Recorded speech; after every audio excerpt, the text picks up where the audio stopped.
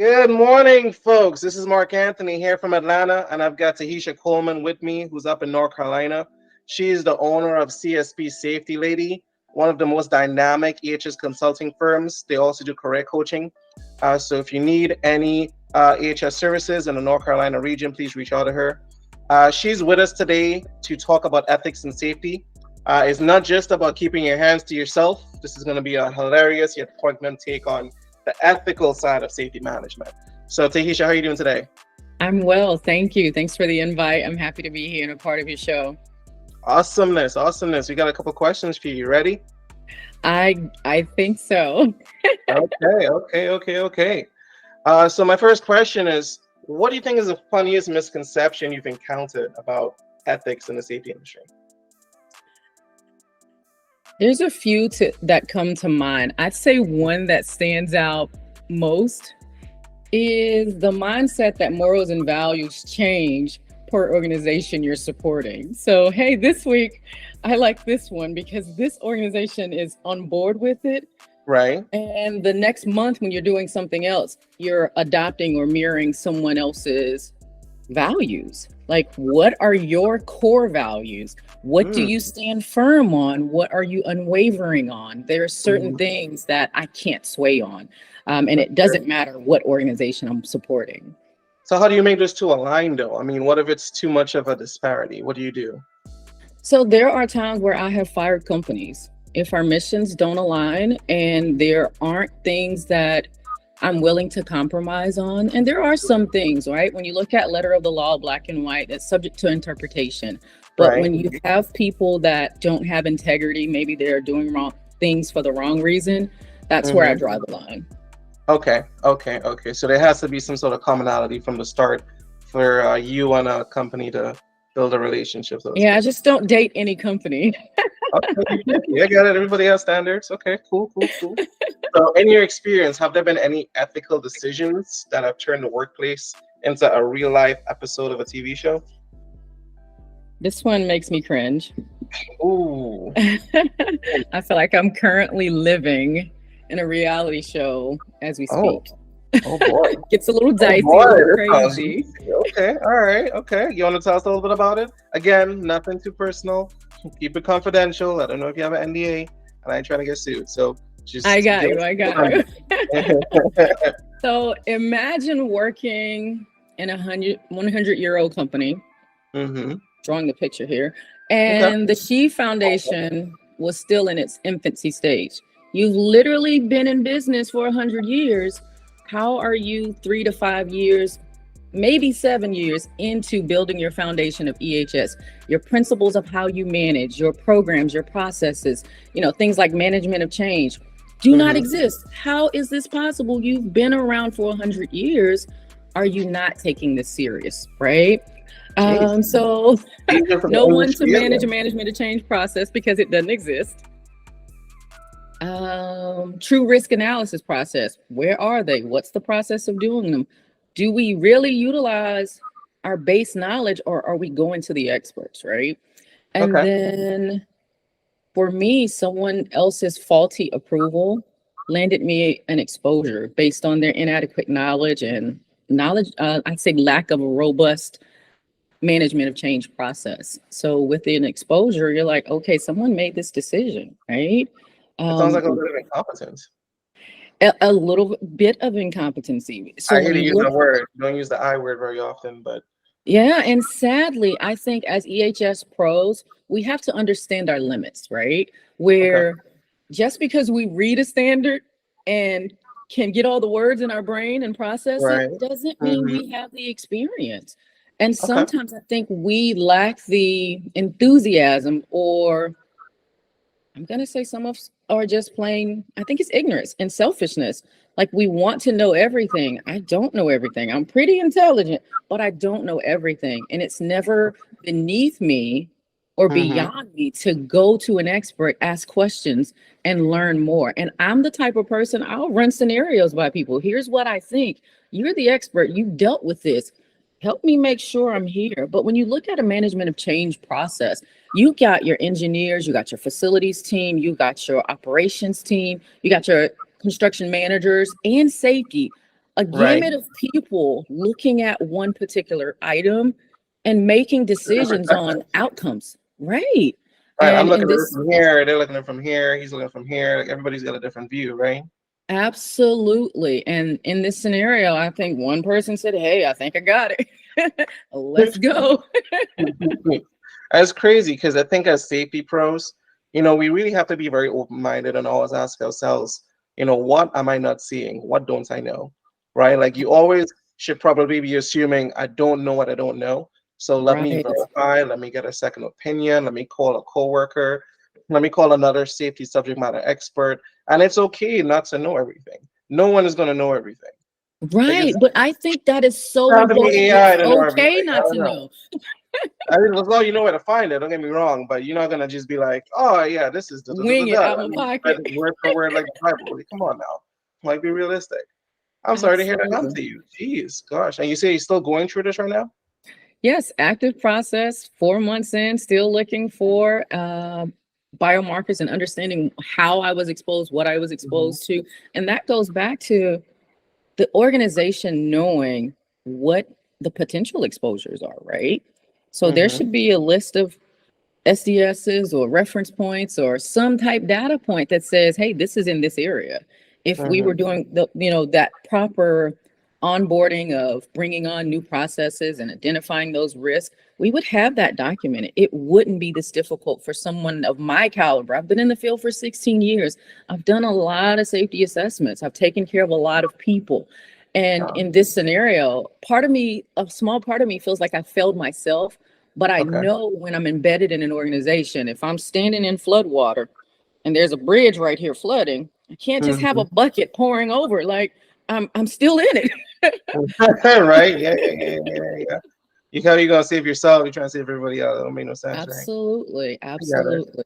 That's unfortunate. Jeez. If you could create a golden rule of ethics and safety management, something that every safety professional in our field, may want to follow or should follow, what do you think that would be? You know what? I think I just kind of hit on it in the previous question. So if you haven't had relevant experience related to complex issues, right, or Mhm. tasks, you are not an expert and you should seek knowledge transfer and Right. establish checkpoint or help or guidance from somebody else. Like it's okay to be smart, but we have to stop lying to ourselves. We're Okay. not, you know what I tell people with the CSP, I'm a CSP safety lady. But with that, it's not so I can't stop like advancing. I can't stop Right. programming my brain to advance beyond the bandwidth of which I already can cover, right? It's not So like I you just, think oh, I'm a CSP. That's it. I'm that's good. it. I know That's the everything. You top. see these Like, no, letters? that don't mean you know everything. Got That's it. just the start, right? That's just the start. Yeah, and That makes sadly, I sense. think Good when point. we're in that space, we Mm-hmm. have to stop lying to ourselves, right? You don't know what you don't know, and you have to identify blind spots, because if you don't, last thing we experience is someone else can get hurt or there have a life-changing event Mm-hmm. behind these missteps. That's a good point. Yeah, It's I agree with scary. you. And like I said, this reality show I'm living in, I never imagined. I've worked for countless organizations, and to think that here I am ready to transition to higher education, I think, right? I want to teach, I want to Oh share my my God. knowledge. Finish with plans. Big coach, is that okay? Like, Okay. where am I going? And to think that I'm like, I was right there. I think I was kind of worn out by manufacturing and some of those things, but hey, Mm-hmm. what's next? And I'm like, oh, I don't think I want to go back into this environment. There's a fear, a shock that happens. And Trauma. here I am, the safety person. Mm-hmm. What do you imagine happens to someone who's experienced something crazy when they're just a general employee that have no knowledge in these areas? It's probably pretty scary to deal with. So it affects people more than you and your bullets on your resume, Mm-hmm. especially if you can't account for specific experience that you Right. can tie to the scenario to make sure you've done due diligence. Gosh. Do you think this is the strangest ethical issue you faced related to safety? No. Is it something like that makes you go like, well, this is a new one. Like, this is just a new notch in the belt. I ain't that. This is a new precedent right here. I Yeah, never I thought I do would. have one, sadly. Oh, there's another one. There's another one. You know what? I Oh will my say, I think gosh. it's tied. I think it's tied to this event, though. Okay. Okay. I Hit me. learned that the rules of reporting injuries and Mm-hmm. exposures immediately only applies to general workers, your shop workers, your facilities people, not your she pros, not your she pros. In this scenario, immediately things were taken and removed from me, right? And I'm like, wait, I should have done more investigation. I should have figured out Okay. exactly what. And here Mm-hmm. I am thinking that same protocol would flow. I Because would you're still have someone employee. partnering with Anything me. else, Yeah, right? sadly, not the case. So what? It just sort of they took everything away from you. They're like, nah, You no longer, you're gonna you know leave. what? When you think What? of, What? right, but when you No. think of investigating your own injury, right? Mm-hmm. I can 100% agree that, hey, that's a kind of a conflict of interest. We should let Yeah. someone else lead. Right. But you have the knowledge, you have the experience, you personally had an exposure of what you believe was contributed to by your work condition. Right. And I Right? mean, you're protected. Once you report an injury, you have protected status, right? Otherwise, it's almost retaliation, right? So It seems that way, right? So we're there's a working with protected you, not status. we need to take you away from the situation completely. So much as, well, tell us what happened. Tell us as much as you can. What do you think happened? Help us figure this out. Let's get the Right.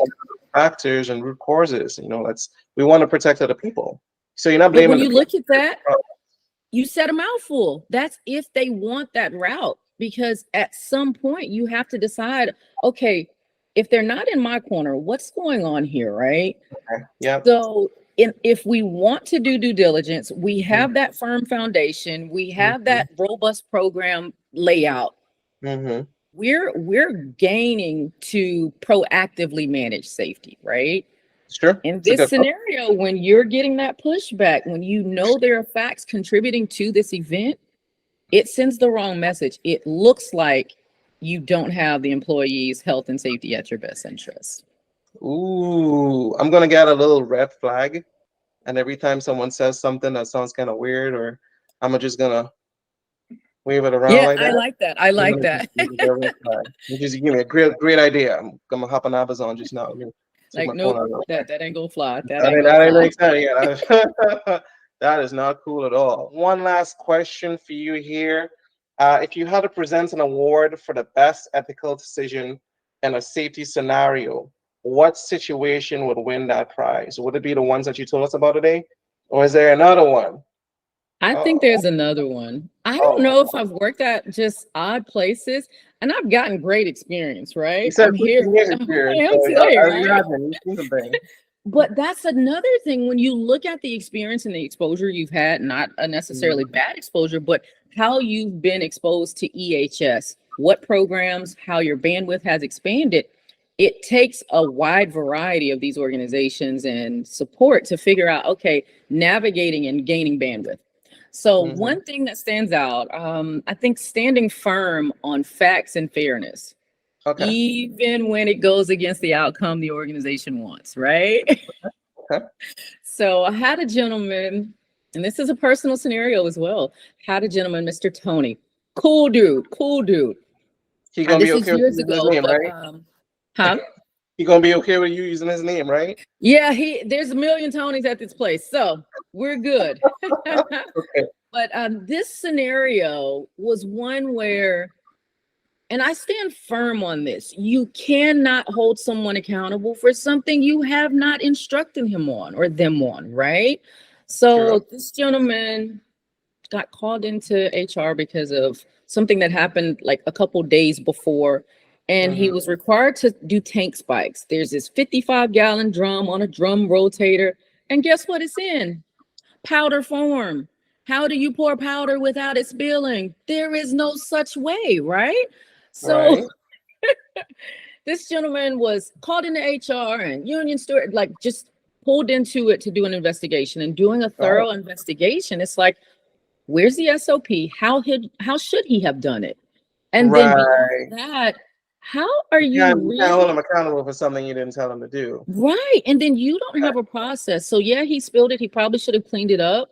But if he doesn't know what he's pouring, or he should have known, I don't think that was an issue, right? But there's a bigger picture. If you don't have a cleanup process for this particular chemical or powdered form, how is he to even know? So I went to bat for him. I'm not one that I'm not a pushover, first of all.